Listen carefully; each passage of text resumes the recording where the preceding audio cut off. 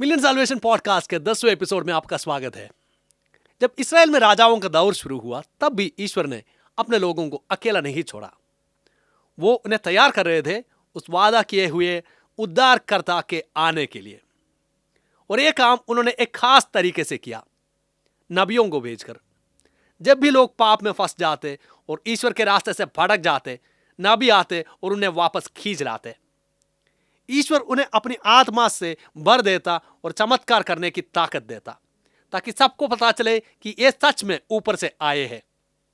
इन नबियों के जरिए पवित्र आत्मा बोलता ताकि लोग ईश्वर की प्लान में बने रहे।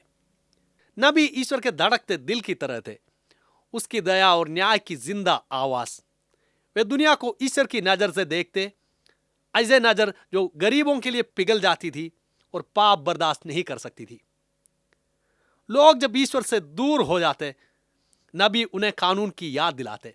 जब देश में अन्याय फैलता, वे सच और इंसाफ के लिए खड़े हो जाते।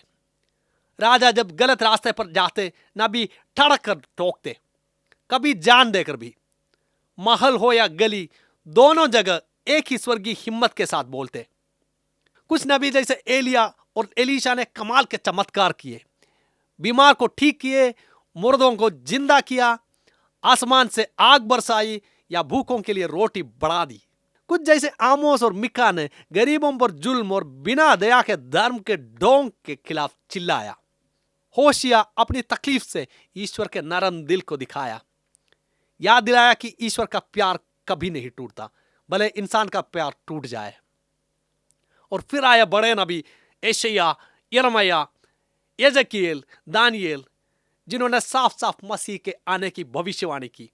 वो दुखी सेवक जो हमारे पाप उठाकर सबके लिए मुक्ति लाएगा। नबियों को छूटे नबियों से भी टक्कर लेनी पड़ी, जो बस वही कहते जो लोग सुनना चाहते थे। लेकिन सच्चे नबी वही बोलते जो ईश्वर का हलवाना चाहता, चाहे उन्हें ठुकराया जाए, जेल भेजा जाए या मार डाला जाए।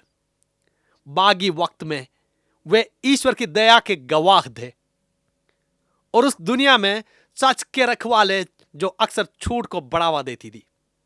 कैटेकिज्म of the Catholic church paragraph 64-65 में कहता है कि ईश्वर ने नबियों के जरिए लोगों को उद्धार की उम्मीद दी और आखिर में अपने बेटे से बात की। पैराग्राफ 702 से 716 तक बताते हैं कि पवित्र आत्मा ने नबियों के जरिए इंसानियत को मसीह की आगमन के लिए तैयार किया।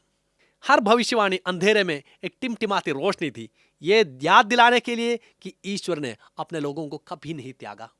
और जब वक्त पूरा हुआ, नबियों की हर बात यीशु मसीह में सच हो गया, जो खुद जिंदा वचन है।